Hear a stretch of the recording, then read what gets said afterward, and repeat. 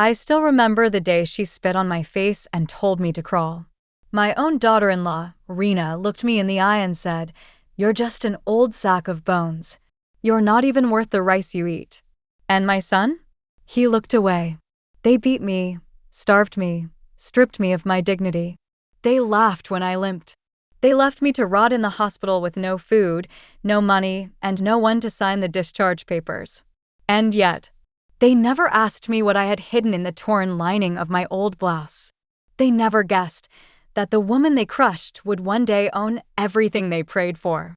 If you're watching this, please like, share, and subscribe, because my story might be yours. And if it is, I want you to know it's not too late to rise. My name is Savitri. I am 67 years old. And once upon a time, I believed silence was strength. That if I kept my head down, cooked the meals, cleaned the house, and never raised my voice, I would be safe. But silence didn't save me. It began 5 years ago when my son Deepak brought his new bride, Rina, home. She was beautiful, sharp-tongued, and wore a smile that never reached her eyes. I thought maybe it was just the adjustment. Maybe she just needed time. But the truth showed quickly. On her third morning in the house, I had mistakenly used her towel while cleaning the bathroom floor, an old habit, never meant to offend.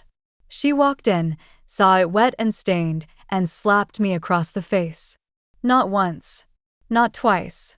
5 slaps, hard and fast. I stood frozen like a stone. She was 32. I was 62. And she hit me like I was filth. "You people never learn, do you?" she spat. "Wipe floors with your face next time." I looked to Deepak, who had come running in at the sound. But instead of defending me, he shrugged. "She didn't mean to, Rina. She's just old. She forgets things." That was the first wound. The next day, she took my gold bangles, my last memory from my husband, and said she'd keep them safe. I never saw them again. 2 weeks later, I was sleeping on a thin mat near the kitchen because Rina said I snored too loud to sleep in the main room. Then came the first time she beat me until I bled. I had mistakenly forgotten to add salt in the dal. A small thing, a human mistake. But Rina threw the pot across the kitchen and grabbed the steel bellon rolling pin. She dragged me by my hair and beat me on my arms and thighs while calling me names that still echo in my ears. Witch, beggar, useless burden. My hands trembled with pain. My sari was soaked in yellow turmeric-stained dal and blood from my temple. But she wasn't done. She kicked me in the ribs twice and shouted for Deepak. "Come see how your mother cooks dinner. Maybe she needs to be taught the hard way." He walked in. He looked right at me. Then he turned and walked away. I cried that night, not from pain, but from shame. My own son. My blood. The boy I raised with trembling hands after his father died. He let her break me. And it didn't stop there. She rationed my food. If there were 3 rotis, I got half. She'd lock the fridge at night. And if I felt weak in the morning, she'd taunt, "Why don't you just die? You're no good to anyone." When I once fell while sweeping, scraping my elbow on the floor tiles, she didn't even help me up. She stood over me and laughed. "Maybe the floor is where you belong." The neighbors had no idea. To the outside world, Rina was a smiling, polite daughter-in-law. To the inside of these 4 walls, she was my executioner. And Deepak? He was her silent accomplice. Sometimes at night, I'd whisper to God, "If I've ever done wrong, I accept this punishment. But please, let me die quickly." But God didn't let me die. He let me suffer. Until the day came when she did something even worse. I had chest pain severe, shooting through my left side. I told her I needed to go to the hospital. She looked me over and said, "I'm going to the salon. If you're dying, die quietly. Don't create drama." By the time Deepak took me 3 hours later, I had collapsed at the doorstep. The doctors said if I had arrived 15 minutes later, I wouldn't have made it. They treated me. But when it came time to pay, Deepak said, "We don't have money for this. Let her get charity care." They left me there. Alone. No calls. No visits. No clothes. No food. One ward nurse took pity on me and fed me biscuits from her own lunchbox. I stayed there 5 days. Alone. Crying. And when I was finally discharged, I had to borrow a phone from a stranger and call my childhood friend, Pushpa, who lived in a nearby slum. She sent her grandson to get me. When I walked out of that hospital, limping and dirty, I felt something inside me snap. Not in pain, but in power. I whispered to myself, they think I'm finished. But they don't know who I really am. They've seen the beggar. Now they'll meet the queen. When I returned home from the hospital, my knees barely working and my back twisted from nights on a steel cot, they didn't even open the door. I knocked with my weak, cracked hands for over 15 minutes. Then finally, Rina opened it just enough to sneer. Oh, so the old cow didn't die after all? She didn't move aside. She didn't ask how I was. She just rolled her eyes and said, "Where's the bill? We're not paying." I didn't answer. She looked over her shoulder and shouted, "Deepak, your mother's here. Alive." Unfortunately, he didn't come to the door. I don't even know if he was there. Maybe he didn't want to be seen. Maybe guilt had finally curled itself around his coward spine. But guilt doesn't heal broken hearts or bruised bodies. And it certainly didn't give me food that night. Because they made me earn it. Literally. Rina tossed a broom at my feet. "You want to stay here? Fine. Clean every room first." And when I say clean, I want to see my reflection on those tiles. I didn't argue. I was too tired, too hollow. I picked up the broom and swept. I mopped. I cleaned the toilets where her lipstick-stained tissues floated in buckets. I scrubbed the drain that smelled like old oil and mold. My body screamed, but my mouth stayed shut. At the end of the night, I sat on the floor like a servant, and she threw one stale roti toward me like a dog. Beggars don't choose. Chew that slowly. You'll get the next one tomorrow. And then she laughed. Laughed so loud, so cruelly I felt it echo in my chest. That night, I didn't sleep. I stayed up, staring at the ceiling fan, my hands on my ribs, my belly gnawing at itself. And somewhere in that silence, I whispered a vow. "You've made me a maid in the house I built. You made me beg for the food I cooked. You made me watch my son become a stranger. But I'm not dead yet, Rina. You forgot I was a woman before I was a mother. And women, we don't die easy." The next day, the twist came. I stepped outside early to throw garbage, and a black car pulled up, an expensive one. I thought it was for someone else. But then the window rolled down. "Madam Savitri?" the driver asked, eyes respectful. I froze. Yes. He stepped out and handed me an envelope. "From Mr. Chaudhary. He said to give this to you personally." Mr. Chaudhary? It couldn't be. I opened the envelope with trembling fingers. Inside was a letter. "Dear ma'am, I hope you are well. The shares you left in my safekeeping 20 years ago have grown significantly. You may have forgotten them, but I did not. The total valuation is now 3 Indian rupees. For crore. Please let me know where to deposit the funds or if you would like me to arrange a formal meeting. Your loyalty in the past built our foundation. We owe you everything. Sincerely, Ramesh Chaudhary, Chairman, Chandra Foods Private Limited." I couldn't breathe. For a moment, the world went quiet. I had forgotten. Years ago, before Deepak was even married, I had given Ramesh some savings, just 50,000 Indian rupees at the time. I told him to use it for his spice export business. And I never asked for anything back. I believed in him. He was my late husband's friend's son. And now, that money had grown like a seed under soil, forgotten by me, but watered by fate. But I didn't tell anyone that day. Not yet. I folded the letter, pressed it into the blouse hidden beneath my sari, and walked back into the house. Back into their cruelty. Because sometimes, revenge is best served not with rage, but with patience. I continued sweeping. I continued limping. I continued acting like the broken, poor, helpless old woman they believed I was. Because now, I had a plan. And I had 3. For crore reasons to wait.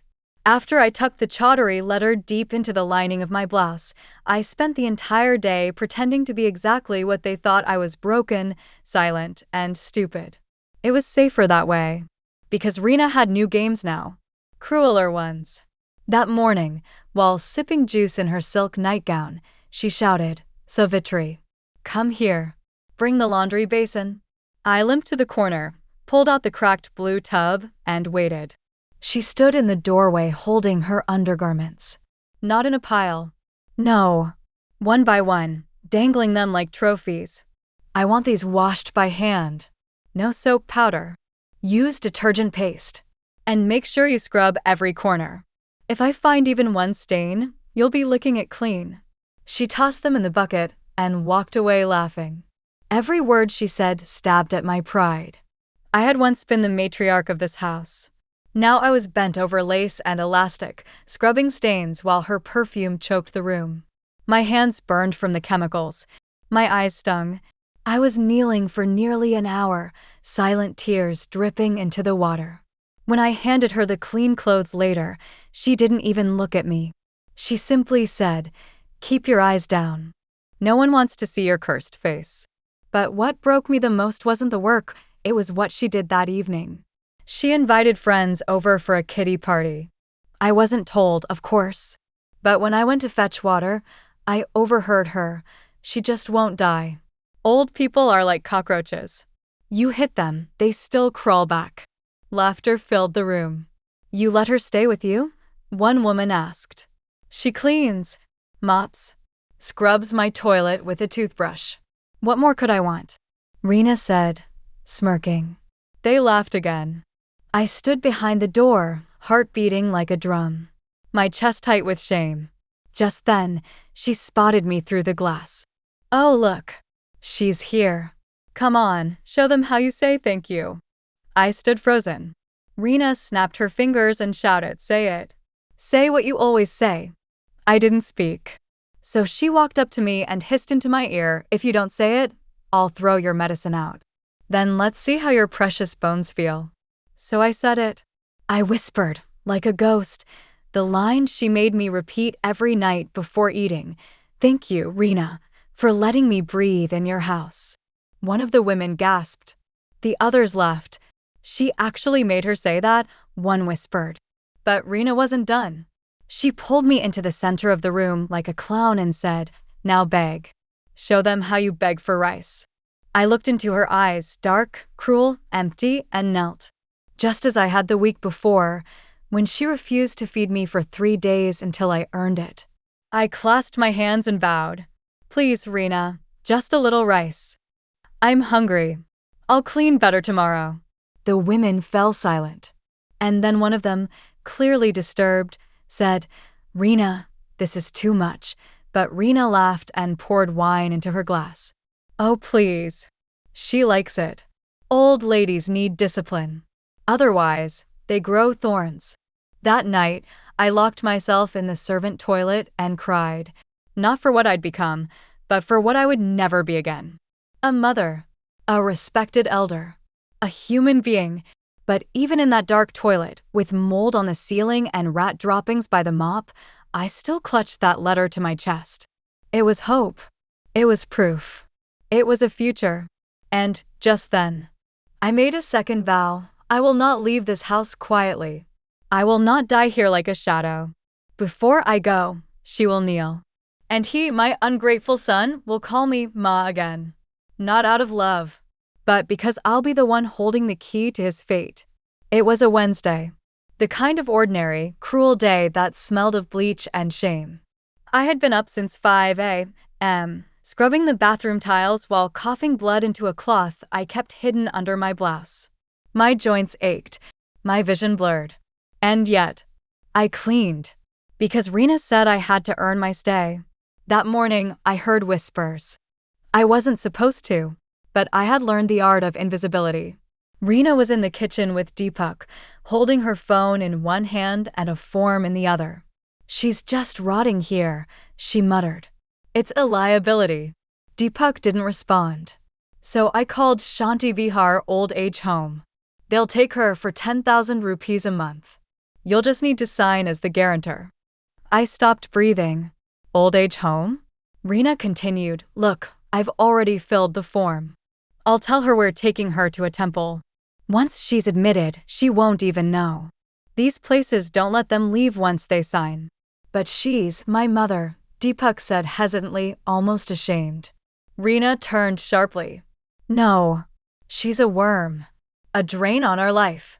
You want her to die in this house? What will people say when guests smell her? Huh? That we're living with a corpse. He didn't argue. He didn't even flinch. Just signed the bottom of the form like he was approving a courier delivery. I walked away without a sound. Later that day, Rina called out sweetly, Maji, we're your nice sorry. We're taking you to Vaishno Devi Mandir. It's a special puja for your health.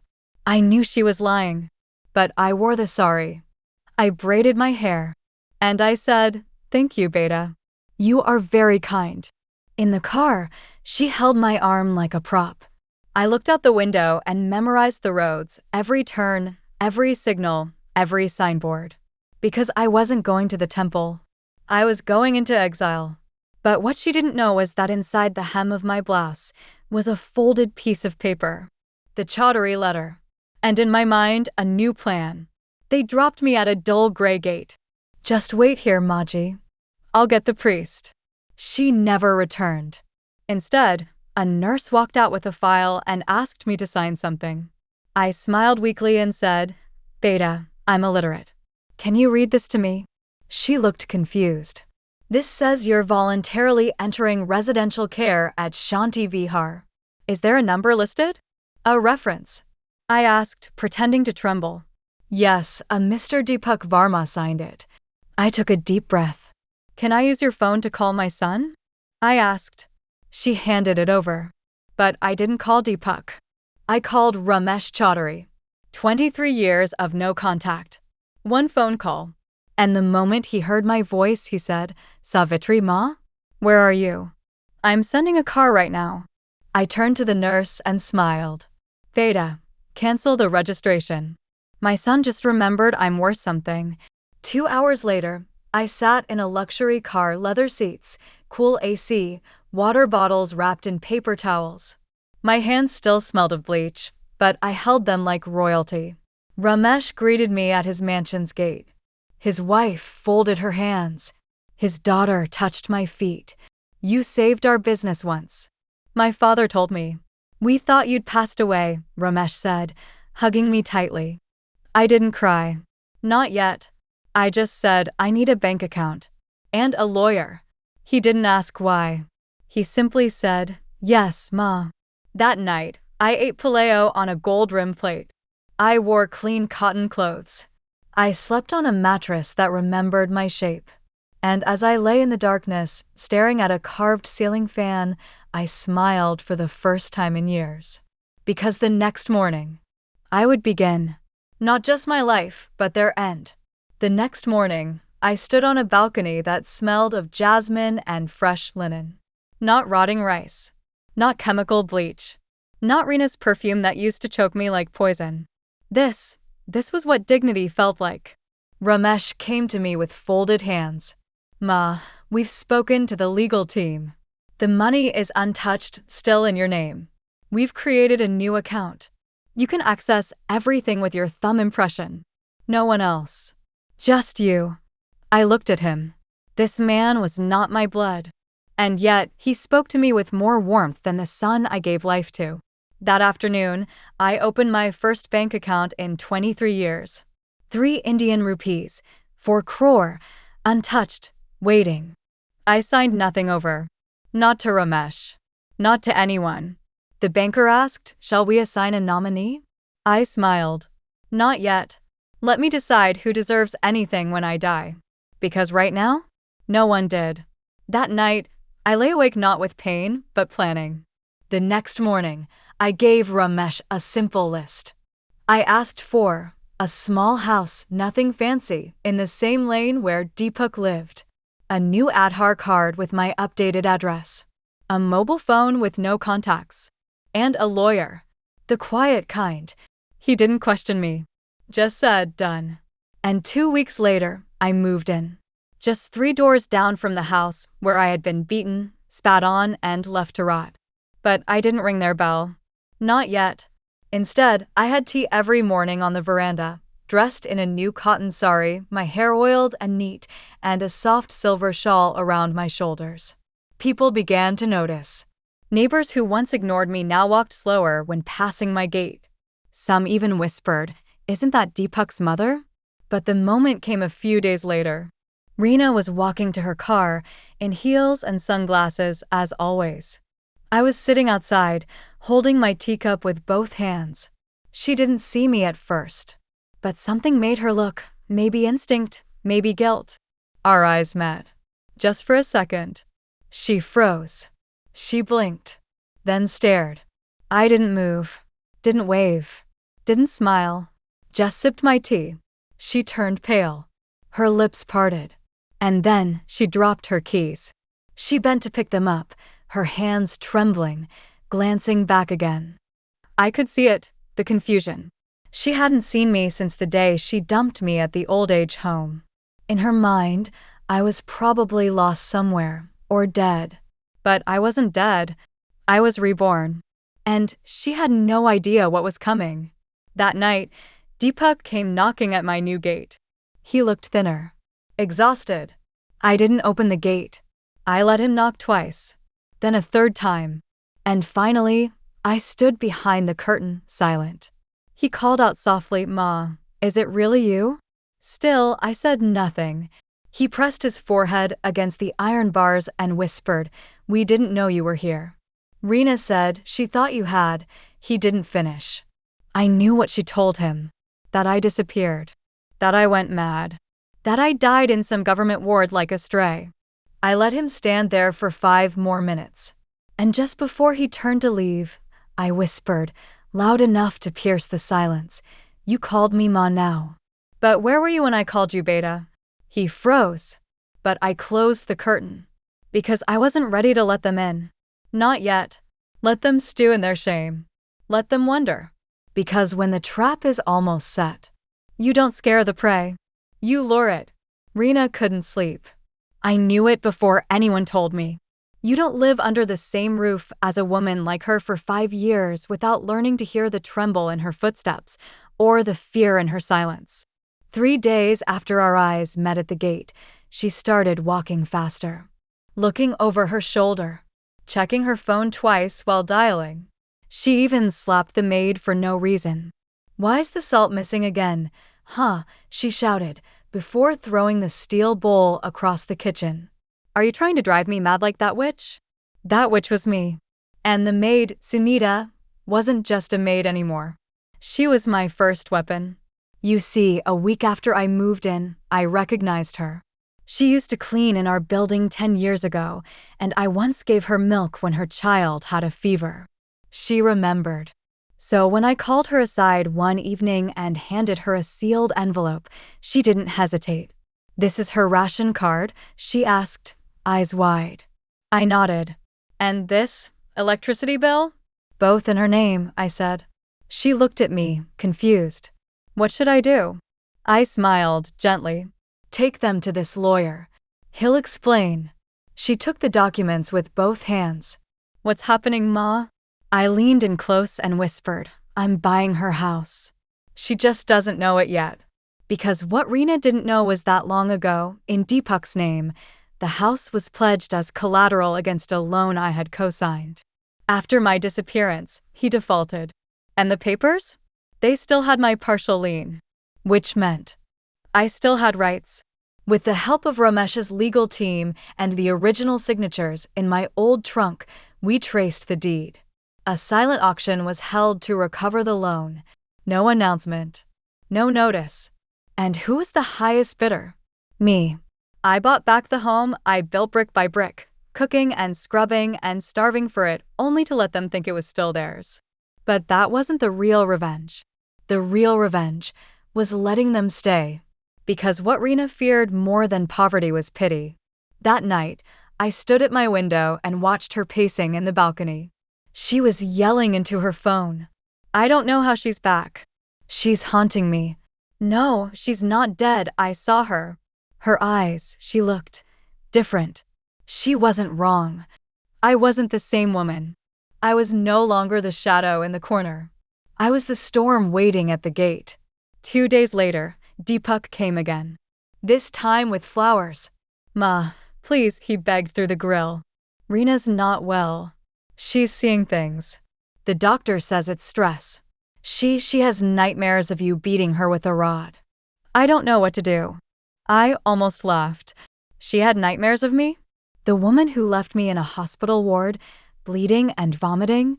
The woman who made me kneel in front of guests and beg for rice? Now she was the victim? I opened the door. He stepped back, unsure. Come in, I said softly. Let's have tea. He looked surprised, grateful. Really? I nodded. But as he walked in, I said just loud enough, it's a pity. I was going to leave this house to you. But then I remembered, you already had one. You just chose to lose it. He paused. What do you mean? I poured the tea. Ask your wife. I think the maid might know too. And then I slid the property papers across the table. Stamped. Verified. Title, Savitri Varma. Previous owners, Deepak and Rina Varma. He looked at them. His hands shook. You bought it? No, I said. I reclaimed it. And just then, Rina burst in a hair wild, eyes wide. You tricked us. You tricked us, you witch. This is illegal. You can't. I stood up, full height. No, Rina. What you did to me was illegal. What I did was justice, served silently. She lunged forward, but I raised my hand calmly. Leave now. You have 2 weeks. After that, I'll have the court eviction order delivered. Deepak looked at me, as if seeing me for the first time. You're not the same mother, he said. I smiled. No, Beta. I'm the mother you created. 2 weeks had passed. They hadn't left the house yet, but they had stopped looking me in the eyes. Rina no longer strutted in her heels. She wore dull cordas and kept her hair tied tight, like a schoolgirl punished for talking back. And Deepak, my spineless son, avoided the gate completely. But I didn't have to evict them by force. I wanted something else first. Rina took my pride in private, so I would take her pride in public. It was the housing colony's monthly gathering. A light affair with plastic chairs, chai, and old ladies bragging about their sons abroad. Rina was always the loudest at these meets, always dressed in designer clothes, always carrying fake charity stories and even faker smiles. I hadn't attended in 5 years, but this time I asked the president auntie, Mrs. Kulra, if I could speak. She gasped when she saw me. Savitri ji, you're alive. I am, I smiled, and I have something to say. That evening, I wore my cleanest white cotton sari and oiled my hair back into a braid. I took no jewelry, just my dignity. As I walked into the gathering, the buzz dropped. Whispers floated like feathers. Isn't that Deepak's mother? Where was she all these years? She looks different. I waited until chai was served. Then I stood up slowly and cleared my throat. My name is Savitri Varma, I said, voice steady. You all know me. Or used to. You saw me walk these streets in slippers with broken straps. You saw me disappear 5 years ago. You never asked why. The silence tightened. I looked around. Rina had just arrived, late, of course, wearing a beige suit and pretending not to see me. I continued, some of you may believe I went on a pilgrimage. Some think I died. But the truth is, I paused. She tried to bury me alive. Gasps. People looked around. She made me beg for food in my own house. She beat me with a rolling pin until I bled. She left me in a government hospital with no money, no phone, and no one to sign my discharge papers. Then she dumped me at the gates of an old-age home and drove away smiling. Rina stood up, face red. She's lying. She's senile. I raised one hand. Do not interrupt me. You had your 5 years. Let me have 5 minutes. She froze. I turned to the others. You all praised her for being modern and efficient. You called her elegant. But behind closed doors, she made me wash her underwear with detergent paste. She made me crawl to the table for one stale roti. And my son, he let her. A man near the back stood up. Mr. Bala. Is this true? Deepak did nothing.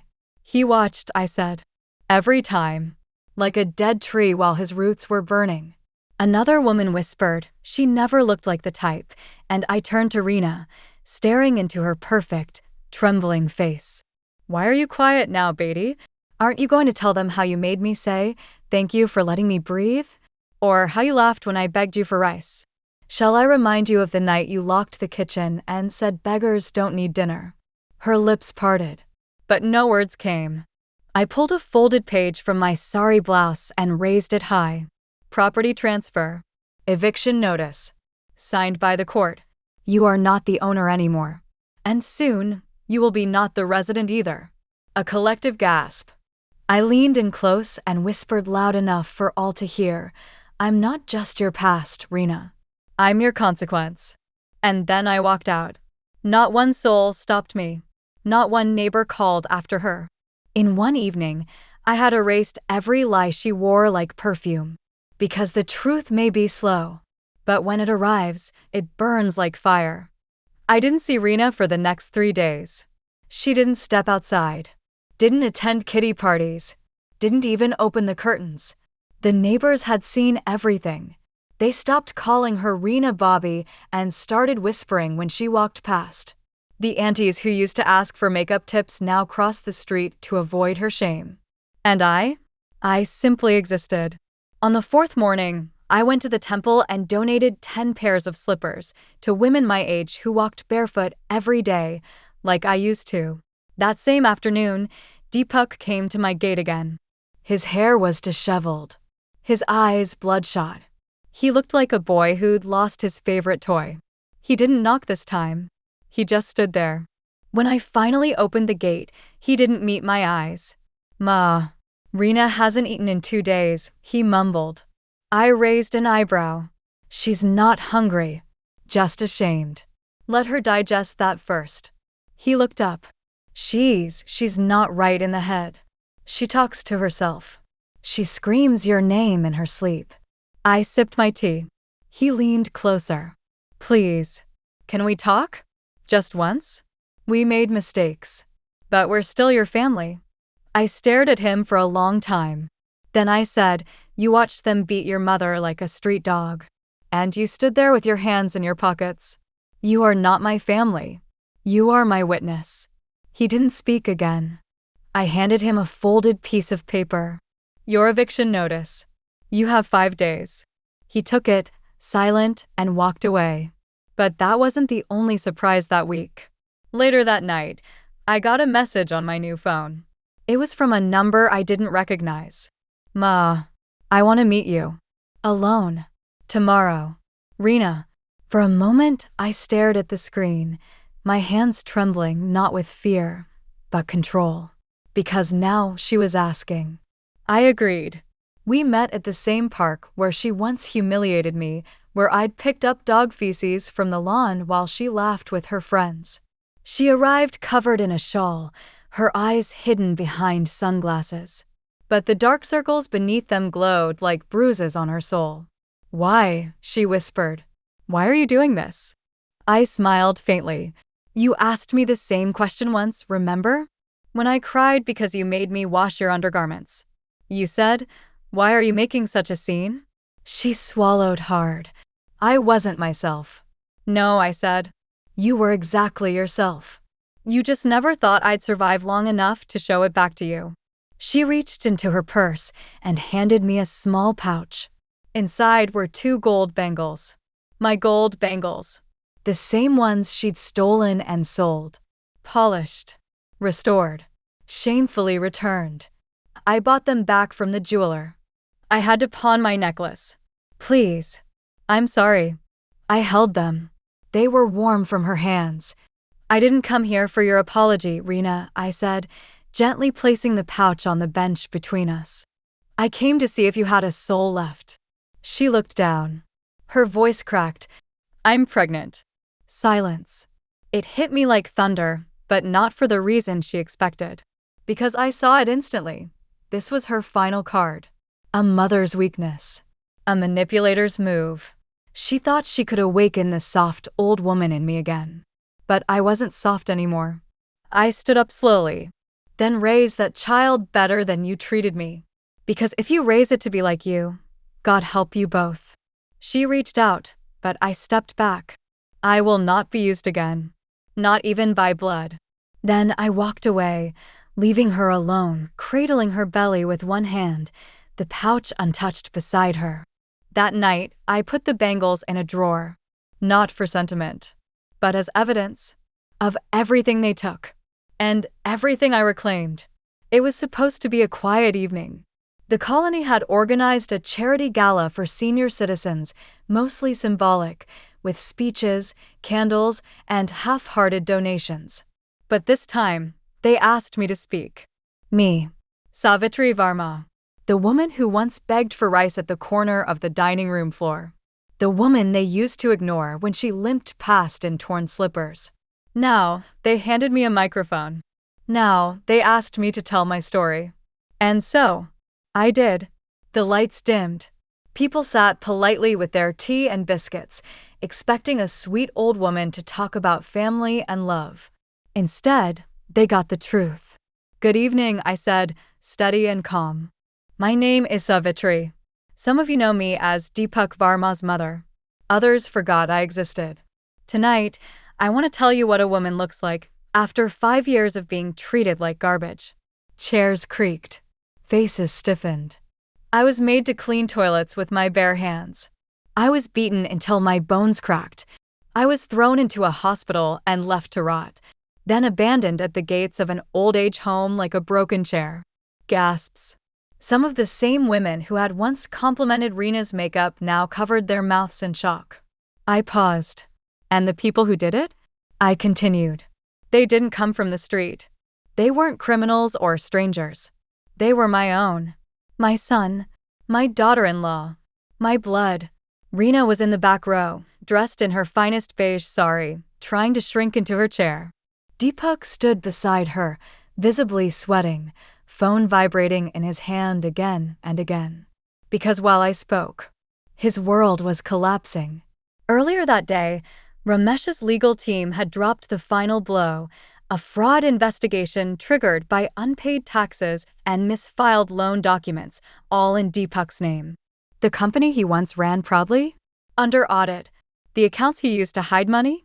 Frozen, because one of the accounts, registered under his mother's name, had been transferred to my new legal trust. And I had reported the misuse myself. Legally. Quietly. Viciously. But tonight, I wasn't just speaking for myself. I was speaking for every mother who was treated like a burden once her hands stopped working fast enough. I ended my speech with a whisper. Don't wait for someone to save you. They never come. You must become the storm they fear. The crowd stood. People clapped loudly. Some cried. Some looked toward Rina with disgust. Others whispered about Deepak's case, now trending on local news channels. They left before the event ended. Rina didn't even finish her chai. Later that night, Sunita the maid came to me smiling. Ma, you won't believe what happened. The jeweler came to their house asking for his money back. The rent collector came too. And guess what? Their driver quit. I nodded, because I knew the tide had fully turned. They hadn't just lost their home. They lost something deeper. Their reputation. Their pride. Their illusion of being untouchable. And the best part? I hadn't lifted a hand. I hadn't raised my voice. I had simply survived and turned every slap into a sword. The eviction was scheduled for Friday morning. The date had been stamped in bold black letters by the court, signed, sealed, and delivered to their mailbox. They had 5 days to pack, plead, or perish. And just like that, the house where I was once whipped with a steel rod now waited for me. But I didn't rush in. I didn't stand outside to watch the movers or yell at the gate like some vengeful ghost. No, I waited. In silence. In control. In power. Because that's what they took from me, and that's exactly what I took back. Rina called 3 times that week. Left 7 voice messages. Please, Ma, we have nowhere to go. We made mistakes. Can't we talk? Deepak is breaking down. The pressure is too much. I'm pregnant. Please think of your grandchild. I'll leave the house. Just let Deepak stay. I'm sorry. I'll do anything. Please, Ma. I didn't respond. Not out of cruelty, but out of clarity. She hadn't apologized when I was bleeding.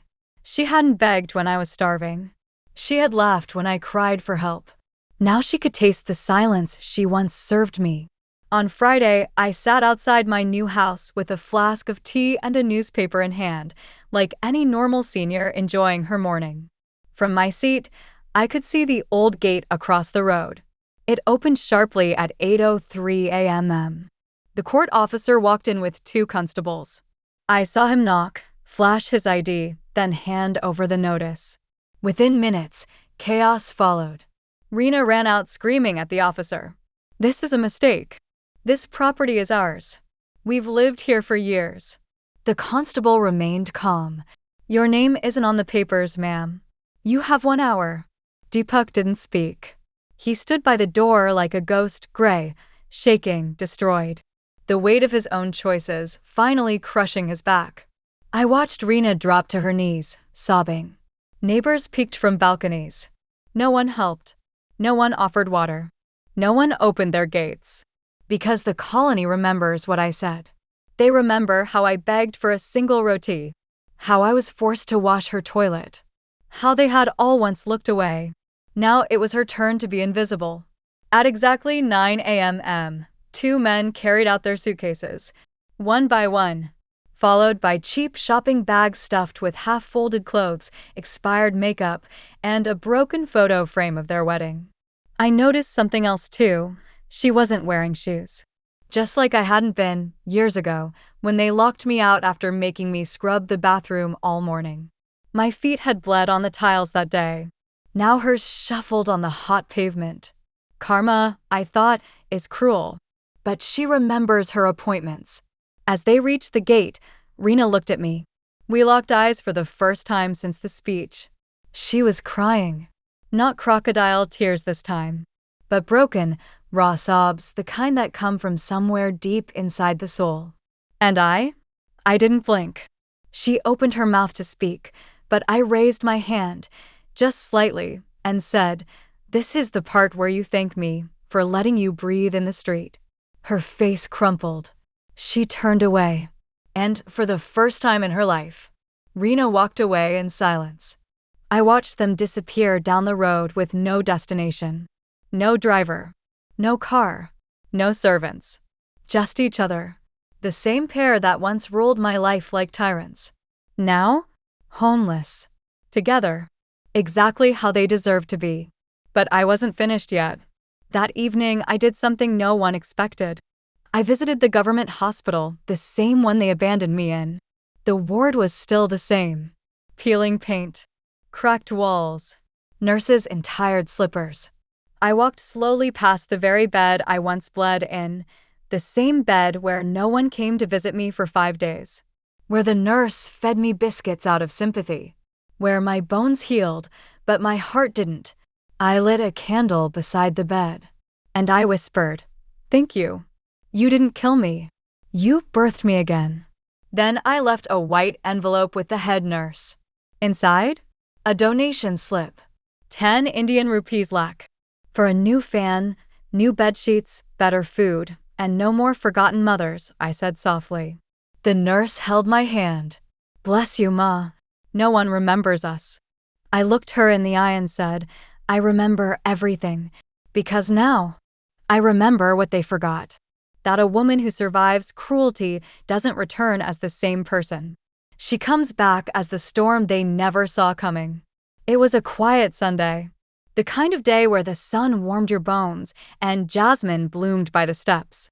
I was sitting in my courtyard, watching the pigeons peck at rice grains, sipping chai with a calm heart. Then the bell rang. I wasn't expecting guests. I rarely had any. When I opened the gate, I didn't see anyone at first. Then I looked down. And there they were. Deepak and Rina, sitting on the ground. No car. No suitcases. Just a plastic bag, some papers, and an old bottle of water. Deepak's hair had fully grayed in the past few weeks. His shoulders were sunken, his eyes no longer filled with defiance, only fatigue. Rina looked worse. Her face was swollen, lips cracked, eyes empty. The same eyes that once sparkled with cruelty now looked like they'd forgotten what pride felt like.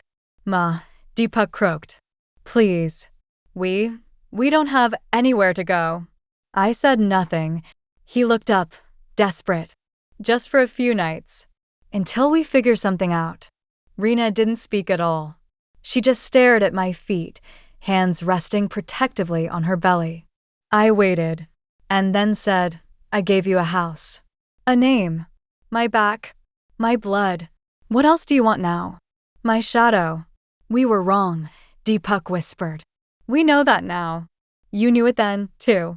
"You just didn't care," I said sharply. The silence was loud. Rina finally spoke. "We're not asking to stay forever. Just give our child a place to be born. Not on the street." I looked at her stomach. There it was again. The child. The tool. The last card in her dying hand. The woman who had left me to rot now cradled life, hoping it would earn her pity. But it wasn't pity she would get. I stepped forward. "You want this child to be born with a roof? Then answer me one question, Rina." She looked up slowly. I bent down, looked her in the eyes, and asked, "When I cried from hunger, when you made me beg for roti, was I not someone's child too?" Her lips trembled. Her throat bobbed. But no words came out. I turned to Deepak. "And you, when I bled on the floor and asked for help, did you not remember the hands that once held your fevered forehead through the night?" His eyes welled up. I stepped back, wiped my palms clean of dust, and said quietly, "I am not God. I do not forget. But I will not become like you either." They blinked. I continued, "I will not turn away a woman carrying life. I will not throw a child into the street." Relief crossed Rina's face. She clutched her stomach. But I raised a finger. "You may stay, but not in my home." They froze. "I've purchased a flat above the temple. 2 rooms. Running water. Modest but clean. The rent is paid for 1 year. After that, you're on your own." Deepak opened his mouth, but I cut him off. "Don't thank me. This is not mercy. It is a reminder that even the broken rebuild, and even the betrayed draw the line." Rina burst into tears. Not crocodile ones, but the deep, choking sobs of a woman who had finally tasted everything she once served others. I handed them the keys and a piece of paper with the address. "You may collect the essentials from the gate. Sunita will bring them. Do not cross into this house. Ever." And I shut the door. That night, I stood before my mirror. I wore the bangles again, not as jewelry, but as armor. And I whispered, I forgave them. But I did not free them. That's the difference between peace and forgetting. It was a stormy night when the phone rang. I had just blown out my bedside lamp when the ringtone echoed in the dark, shrill and persistent. "Ma, it's me." Sunita's voice trembled on the other end. "She's gone into labor. There's no power. The baby's coming fast. And they don't have transport." I didn't move at first. My fingers froze around the receiver. For a moment, a dark thought passed through me. Let her scream. Let her suffer the pain of something tearing through her while no one listens, like I had, curled up on the floor of the kitchen, bleeding from the inside with no help. But then, another voice rose. The one that sounded like my mother. The one that had whispered to me all my life. "Don't become the darkness that tried to kill you." I grabbed my shawl, my keys, and stepped into the rain. Within 30 minutes, we reached the flat. It was dark, humid, and filled with the stale smell of poverty. Deepak was pacing barefoot in the hall, his hands shaking, his shirt drenched in sweat and guilt. "She's screaming, Ma," he said. The hospital said no ambulance until morning. I looked around. No neighbors. No help. No choice. "I've done this before," I said. He blinked. What? I've delivered children. 3, actually. In our old neighborhood, before you were born. Without waiting, I entered the bedroom. Rina lay curled on a thin mattress, clutching her swollen stomach, her face pale with fear and pain. Blood had already begun to soak the sheets. She looked up and saw me, and for the first time since I'd known her, there was nothing in her eyes. No cruelty. No pride. Only fear. I don't want to die, she whispered. I knelt beside her. Then do what I say. Breathe. Push. And don't stop until that child cries louder than your guilt. The next 20 minutes were a blur of blood, towels, screaming, and silence. And then a sound. A sharp, wet, furious cry that split through the thunder. A girl. A tiny, angry, living girl. I held her close to my chest, cleaned her, and wrapped her in a towel Sunita brought from the kitchen. Rina wept silently. Deepak stepped in and dropped to his knees beside the bed. And then Rina reached out, touched my wrist, and said, her name is Savitri. Everything stopped. My breath caught in my chest. She wasn't smiling. This wasn't mockery. This wasn't a tactic. She meant it. She should know who saved her. Not just her life, but her legacy, she whispered. I've ruined too much, but she deserves better. I looked at the baby. Her skin was soft like clouds.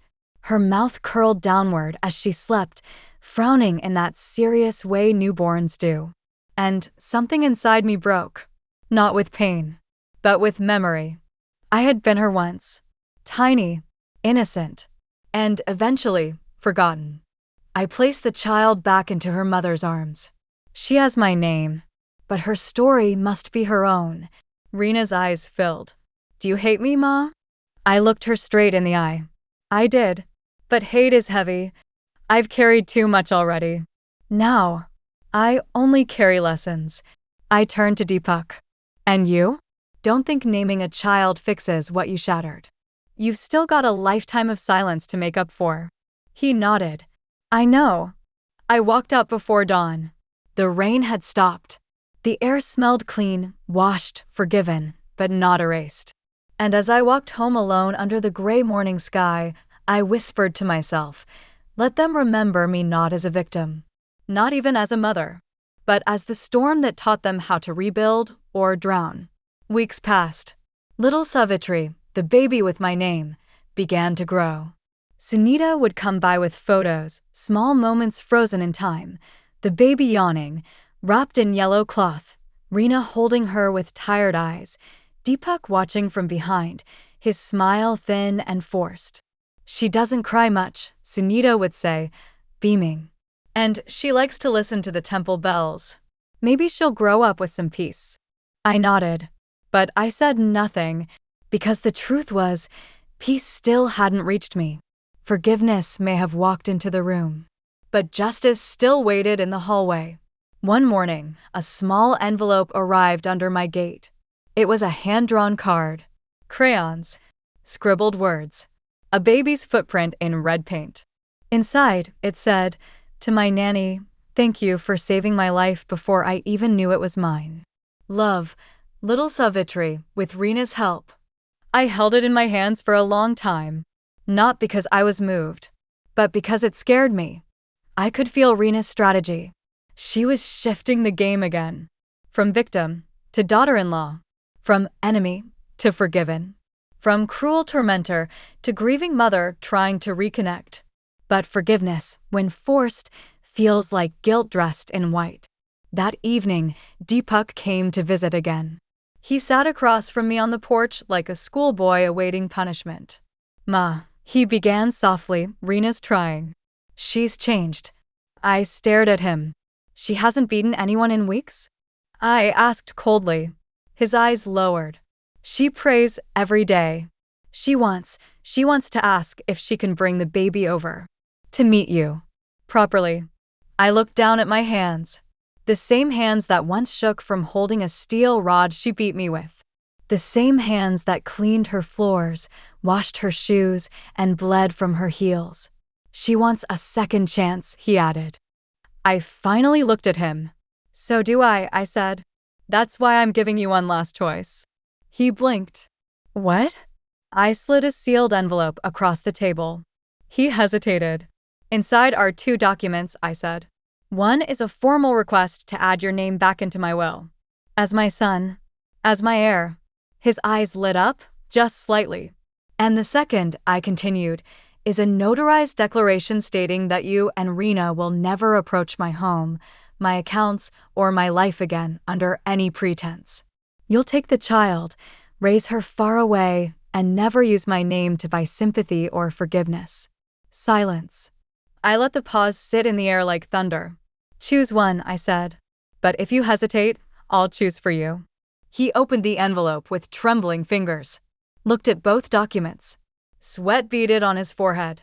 He looked up at me, this man, my son, who once laughed with his wife while I bled near the sink, and, for the first time, I saw guilt fighting with greed. His lips parted. But he said nothing. He just stared at the paper. And then, he hesitated, even for just a moment. But it was enough. I snatched both documents away, folded them, ripped them slowly down the middle, tossed them into the clay pot of fire beside the chair. This is your answer, I said. You paused. For her. Even now. He reached forward, panicked. Ma, wait, please. I raised my hand. A son who watches his mother beg doesn't deserve a second chance. And a woman who made me crawl has no place in the house I built with my blood. He stood, speechless.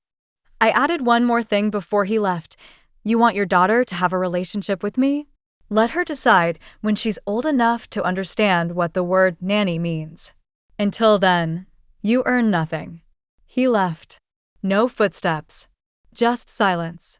And that night, as I watered the tulsi plant in my garden, I whispered, if the root is weak, the fruit doesn't rot. But if the fruit is rotten, I'll cut the branch myself. It had been nearly a month since I'd last seen Deepak. The house was quiet again. Peaceful. Clean. No screams. No footsteps. No manipulation wrapped in apologies. Sunita still visited, sometimes bringing pictures of little Savitri wrapped in soft blankets, sleeping with her tiny fists curled tight. She looks like you, she'd whisper. I would smile politely, but inside, a storm churned. One evening, I was cleaning out the storage trunk I had locked away for years. Inside were the usual things: old saris, my wedding blouse, Deepak's childhood drawings, and something else. A red notebook, worn at the edges, tied with a single thread. Its pages smelled of turmeric, smoke, and time. It was my husband's. I hadn't opened it since the day we cremated him. Back then, I couldn't bear to see his handwriting. Now, I opened it. Page after page of neat, angular letters greeted me, entries from a man I had loved, obeyed, and missed. But as I read, something shifted. June 14th, 1986, Rina's mother came by today. I didn't like the way she looked at Savitri. There was envy in her eyes. Like she saw a future threat, not a wife. July 9th, 1986, Savitri said she wants to send some money to her cousin's daughter for school. I told her no. Not because I mind, but because I worry. The more she helps others, the more people use her. Even me. I've taken too much from her already. October 5th, 1987, I hit her again. Only once. But I saw the way she flinched. God help me. I've become the men I hated. I promised her it was stress, but I think the real truth is, she forgives too quickly. And I've learned to use that. My fingers froze. I blinked. Read the lines again. Hit her? My mind rewound. Yes, he had. Once. Long ago. When I had dropped a steel glass and it had shattered near his foot. He had struck me not hard, but enough to shock me. I had forgotten it. Buried it beneath years of widowhood and loyalty. But he hadn't. He had written it down. Admitted it. Acknowledged that my softness made me easy to harm. And that was when it struck me like a brick to the chest. It didn't start with Rina. Or Deepak. Or even poverty. It started with silence, with men who called their abuse stress, with women like me who learned to endure instead of resist. The realization nearly brought me to my knees, because I wasn't just the victim of one daughter-in-law's cruelty. I was part of a cycle, and now I had the power to break it. I took the diary and placed it in my bedside drawer. That night, I sat by my window under the full moon and made a promise, not just to myself, but to little Savitri, asleep somewhere in a tiny flat above a temple. You will not learn obedience before self-worth. You will not mistake pain for duty. And you will never, never be told to stay quiet when your soul is screaming. I took out a fresh sheet of paper and began to write. Dear Savitri, if you're reading this, you're old enough now to ask questions. About me, about your father, about your mother, and about the fire that once lived inside your name. I didn't know when I would give it to her, but I knew I had to write it, because stories like mine were buried too often. But not this time. This time, the story would live. It was a humid afternoon when the lawyer arrived. Not someone I knew. A stranger in a stiff blue suit with sweat on his collar and hesitation in his voice. Mrs. Savitri Varma, he asked, wiping his forehead. Yes, I have a letter for you. And a proposal. He handed me a sealed envelope and sat on the edge of the wooden chair like it might snap beneath the weight of what he carried. The envelope was thick. The handwriting was familiar. Rina's. I opened it carefully. Inside were 2 pages, folded neatly. No perfume, no stains, just ink and words that trembled with restraint. Ma, if you are reading this, it means I've finally accepted that I am not the woman I once believed I was, and that I never had the right to call myself a daughter to someone I helped destroy. I have spoken to the lawyers. I have spoken to Deepak. I have spoken to God. And I've come to only one conclusion. You are the only one who can raise our daughter right. We've failed her already. But you still have a fire in you that we don't. You survived. We only pretended to live. If you say yes, we will leave. Permanently. We'll sign whatever papers you need. We will never appear at your gate again. If you say no, we will understand. And we will disappear. But please, don't punish her for what we did. With regret, Rina, I read it twice. The third time, my hands shook. The lawyer pulled out another folder. Custody papers. Legally binding. Signed by both Rina and Deepak. She's serious, he said.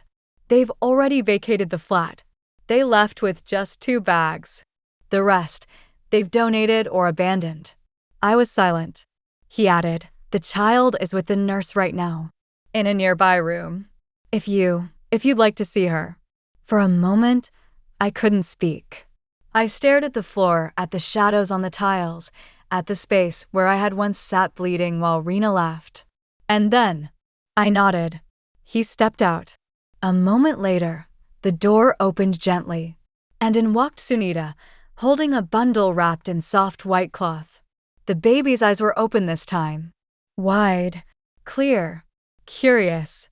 She didn't cry. She didn't blink. She just stared at me, as if she knew something already. Sunita placed her in my arms. The weight was light. The moment was not. She smelled like milk and jasmine. Her tiny fingers wrapped around mine with shocking strength. I looked down at her face, her cheeks puffed, her mouth a perfect oval, and I realized something no court or document could say. She wasn't their child anymore. She was mine. Because where blood fails, love waits. But this wasn't a happy ending. This was a new beginning. A hard one. One built not on fantasy, but redemption. I nodded toward the lawyer. Prepare the paperwork. His pen clicked instantly. But before he finished, I said one more thing, add a clause. When she's 18, she must be told everything. No lies. No sugarcoating. She needs to know the pain she came from. So she never repeats it. He paused. That's unusual. I looked at the baby. It's necessary. Later that night, after the documents were signed and the lawyer had left, I sat by the same window I had once cried beside, and whispered to the stars, maybe I wasn't born to be a mother. Maybe I was born to be the woman who saves one. Raising a child at 68 isn't just tiring, it's humiliating when the world won't shut up. The day after little Savitri moved in with me, the neighbors started peeking through their curtains again. Only now, their looks weren't filled with pity or guilt. They were laced with suspicion. She's too old to raise a child. What kind of mother lets her son disappear and then raises his baby? Who's the real parent here, anyway? She must have blackmailed them. She's doing it for the money. She's pretending to be good now. The same mouths that had once clapped when I exposed Rina were now dripping with venom again. Because people only love you when you stay broken. When you rise, they look for dirt in your roots. I took little Savitri to the temple one morning, wrapped in a clean cotton shawl, her forehead marked with a soft red tikka, her toes curling in her sleep. As I stood in the prayer line, I felt their eyes again. Some avoided mine. Others whispered just loud enough. She's too proud now. Look how she walks, as if she's a queen. Didn't her son get into some fraud case? Must be shameful for the child. I turned, and I smiled, not because I agreed, but because I remembered how much more cruel silence can be than shouting, and this time I wasn't going to go silent. Later that week, the local school sent a representative to my home. A polite young woman with nervous eyes and a clipboard. "We're delighted you've chosen our school, Mrs. Varma," she said. "But there's a concern." I raised an eyebrow. She glanced at her notes. The community board has raised questions about the child's environment. They asked if a grandmother, living alone, without a male guardian present, is a stable choice. I didn't blink. I simply asked, "Do you ask the same question when widowers raise grandchildren?" She hesitated. "Ma'am, I don't write the rules, but you enforce them," I said. "And that makes you part of the problem." She flushed. I leaned forward. "Tell your board this. I raised a son who failed me, but I still survived. This little girl will not just be raised, she'll be forged. She will walk straighter than every man in this building. And when she does, she will not owe that to society. She will owe it to the woman you doubt right now." The next day, the admission letter came. No more questions. But the whispers didn't stop. People in the market stopped greeting me. Some aunties who used to touch my feet now crossed the road. One even hissed, "She stole the child from her real mother." And that was when I realized cruelty wears different clothes. Sometimes it comes in fists. Sometimes it comes in words that dress like concern. And sometimes it hides behind religion, rules, and respectability. But I wasn't afraid anymore. I had fought fists. I had fought starvation. I had fought abandonment. And I had won. Now I would fight words. One evening, I went to the community meeting uninvited. The same women who had whispered stood in their fancy chairs, holding katoris of sweets. I took the microphone before anyone could stop me.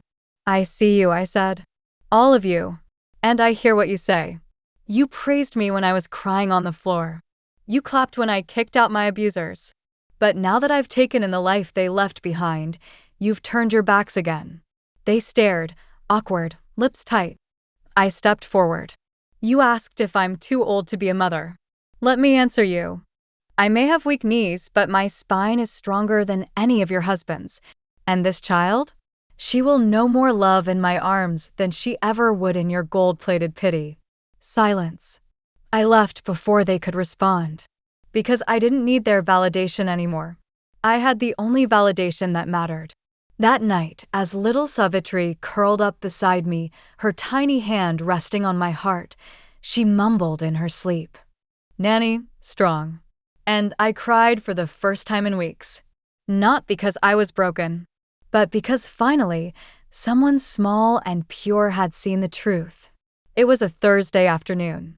The kind where the sun hangs lazily and the breeze smells like mango leaves and iron rust. I was feeding little Savitri mashed bananas on the veranda when the gate creaked. A man stood there. Tall, heavy, sweating in his white kurta and holding a brown folder under one arm. I didn't recognize him at first. Then he said, "Buaji, remember me?" I blinked. "Rakesh," he added. "From my mother's side. Your cousin's boy." We met at Deepak's wedding. I brought the sweets. My stomach twisted. The last time I saw Rakesh, he was a teenager asking for tuition money. He'd grown taller, louder, and, apparently, more dangerous. He stepped inside without waiting for permission, looked at the child, then at me. "You've raised her well," he said, too casually. "Looks healthy. Pretty. Good blood." I stiffened. "What do you want?" He opened the folder. Inside were 2 documents. One was a petition for guardianship. The second, a character complaint against me. "I've filed for custody," he said, as if talking about groceries. "Rina's gone. Deepak's, well, vanished. So by family law, the child should go to the next available kin. I'm the cousin. She's technically not yours, not legally." I rose from my chair. "She's mine in every way that matters," I said. He shrugged. "Courts don't care about emotion, Bua. They care about blood and paperwork. And you, well, you're old. You have no income, no medical certificate, no backup plan." He smirked. "I have a wife, 2 children, a bigger house. The judge will see the difference." My heart began to pound. I hadn't expected this. I had signed the papers with Rina and Deepak, but I hadn't anticipated someone from the shadows of my bloodline crawling out with a knife wrapped in the law. I looked at the child. She was playing with her soft toy, unaware that someone had just walked in and tried to take her life away, again. "I won't let you have her," I said, stepping between him and the door. He smiled. "It's not up to you. You'll receive the summons in 3 days. Hope you've got a good lawyer." And then he left. Just like that. The gate slammed behind him. I stood still for minutes, numb, terrified. Then I broke. Not into tears, but into action. That evening, I called Ramesh Chaudhary. Told him everything, every word. He didn't hesitate. "We'll fight this. You don't owe anyone anything. That child is yours." The next 2 days were a whirlwind. Documents, calls, medical tests, financial proof. Even Sunita gave a statement, declaring under oath that she'd seen me raise the child with more love than her own parents ever had. But nothing prepared me for the courtroom. A week later, I stood there, holding the child in my arms as the judge glanced at the files. Rakesh sat with his lawyer, smug and confident, nodding to the clerk like he already owned the child's future.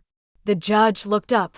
"Mrs. Varma, you are aware that by law, the next blood relative can petition for custody if the birth parents have forfeited guardianship." "Yes, Your Honor," I said, calm but firm. "But I am also aware that the law considers the best interest of the child above blood ties." He nodded. "You are nearing 70. You have no partner, no direct income. Are you confident you can raise a child in these conditions?" I stepped forward. "Your Honor, I was beaten for years, left in hospitals, betrayed by my son, and still I am standing. If I can survive that, then I can survive diapers, tantrums, and school fees." He raised an eyebrow. I continued. "She is not my burden. She is my redemption. And I will raise her not because I must, but because I refuse to let another woman grow up learning that silence is strength." There was a long pause. The judge looked at the baby, then at me, then back at the file. Rakesh's lawyer muttered something under his breath, and then the judge cleared his throat. "Petition denied," he said. I gasped. Then he added, "Custody remains with Mrs. Varma. Permanent. Irrevocable. Case dismissed." Rakesh stood up. "But Your Honor." The gavel hit the block. "Leave," the judge said. "Now." Rakesh stormed out, slamming the courtroom doors. And I sank into the bench, tears pouring down my face, silent, cleansing, holy. Not just because I won, but because this time, I had protected someone the way no one protected me. It started with a school project. Family tree, her teacher said. A simple diagram. Parents, grandparents, cousins. But for children like mine, there's no such thing as simple. I was folding laundry on the terrace when little Savitri approached, her coloring sheet in hand, head bowed like she'd done something wrong. Nanny? Yes, Beta. She hesitated, then held up the half-finished paper. Where do I put my mama and papa? My heart slowed. She was only 7. But she had already noticed what other children had that she didn't. I put the laundry down. Well, I said gently, you can write their names if you want. But I don't remember them, she whispered. Were they bad people? My throat tightened. It would have been easier to say yes. To demonize Rina. To erase Deepak. To paint them as villains so cleanly that the child would never long for them again. But that wasn't the truth. And I had made a vow years ago on a hospital bed with a trembling pen that I would never again let silence grow into lies. I patted the space beside me. She climbed into my lap. Your papa was my son, I said slowly. And your mama was once the woman who lived in my house. She wore silk saris and liked loud perfumes. She laughed with her mouth wide open and cooked very spicy food. Her eyes widened. Really? I nodded. But sometimes, people forget how to be kind. And when they forget for too long, they hurt others. She frowned. Did they hurt you? I paused. Yes, many times. In ways I didn't even understand back then. She didn't speak. I continued. But then one day, they made a decision. A difficult one. To let me take care of you instead. Because they knew. I would never forget how to love. She stared at her sheet again. So I can still write their names? Yes, I whispered. You can write them. But remember, you get to choose who earns a place in your heart. The paper is just lines. You are the roots. She drew 2 hearts next to the names. Do you hate them? She asked suddenly. It took me a moment. I had hated them. For years, I had been consumed by it. That hate had kept me alive. It had given me strength. But now, sitting with her tiny arms around my neck, I realized I didn't hate them anymore. They had made me a weapon, then abandoned me. And now, their daughter had become my healing. No, I said at last. I don't hate them. I just don't need them anymore. She leaned her head against my chest, then whispered, I'm glad you're my nanny. And, just like that, the past softened. That night, I opened the old letter I had once written for her, sealed years ago, never delivered. I tore it up, not because it was a lie, but because she didn't need the story written for her anymore. She was writing her own, and I would be the quiet ink beneath her pen. It began with a cough. Nothing dramatic. Just a soft little tickle in my throat while I was folding little Savitri's school uniform. I ignored it. But 2 days later, the cough turned into chest pain. Then dizziness. Then a fall, just a small one, but enough to scare me. Sunita rushed me to the clinic. The doctor took one look and ordered tests. You've been carrying too much alone, he said. Your body is tired. You need rest. And you need to prepare, just in case. That night, as little Savitri slept in the next room with her arms wrapped around her doll, I sat in bed, staring at the ceiling fan. I wasn't afraid of dying. I'd already faced death once in a government hospital with no name, no money, and no one to sign the discharge papers. But this time, there was someone who would notice if I didn't come home. Someone who would miss me. Someone who would ask why. And so, I began to write. I pulled out a notebook, the same kind I used to write lists in when Deepak was a boy. Grocery items, gas bills, temple dues. Now, I filled it with memories, warnings, and pieces of myself. Dear Savitri, if you're reading this, it means I'm not there to tell you these things with my own mouth. So read slowly. Cry if you must. But don't stop. Because every word comes from the fire that raised you. You were not born into a perfect home. You were born from the ashes of cruelty, silence, and pain. But that doesn't mean you carry that pain forward. You are not a mistake. You are a second chance. Your parents were not monsters. They were broken people who never learned how to heal. Forgive them when you're ready, not before. And never because someone tells you to. This house, our home, has only one rule. You never bow to injustice, not even when it's disguised as love. People will tell you to be quiet, to be good, to smile when it hurts. Don't. Speak. Fight. Cry loudly. And when you laugh, laugh with your whole face, even if the world doesn't deserve your joy. They tried to make me small. They failed. They tried to erase me. I became a story instead. Now you must become something too, not for me, not for them, but for the girl you will look at in the mirror one day and ask, did I live bravely? Promise me you will answer yes. Love. Nanny, I placed the notebook in the top drawer beside my wedding bangles, the same ones Rina once stole and returned. Then I lit a dia and whispered, just a little more time. The next morning, I woke up. Alive. Still breathing. Still fighting. But now, prepared. Because I know what it's like to vanish with no one asking questions. And I will never let that happen to her. Even if the day comes when she must walk alone. She will walk with me in her hands. I am Savitri, not the one they talk about in textbooks. Not the goddess. Not the saint. I'm just a girl raised by a woman they tried to erase. They told me she wasn't my real mother. But the truth is, she was more real than anyone else ever dared to be. She fed me truth instead of fairy tales. She taught me that silence is never golden, only dangerous. She made me believe I wasn't born from pity, but from purpose. Nanny passed away last week. Quietly. In her sleep. With her diary under her pillow. Her bangles on her wrist. And my name on her lips. They asked me if I wanted to cremate her at the public got. I said no. I wanted her last rites to be held in the one place that tried to end her story but failed. The government hospital. The same place they dumped her like trash. The same hallway where she begged for a bed. The same ward where a nurse fed her biscuits to keep her alive. I walked through those halls with her ashes in my hand.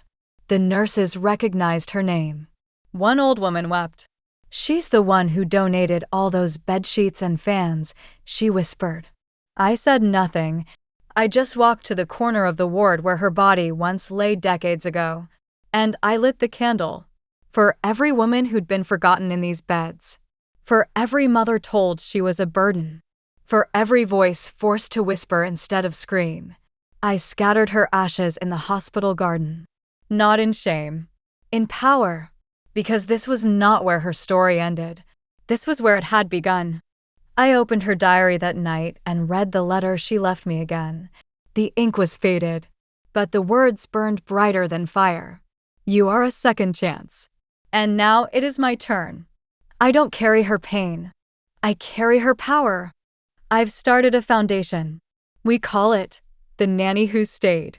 We provide shelter for abandoned grandmothers, legal aid for women betrayed by their children, and schools for girls with no family but fierce hearts. When people ask me who I am, I tell them, I'm the child of the woman you thought you destroyed. And I'm still here because she was. This was her story. And now, it's mine too.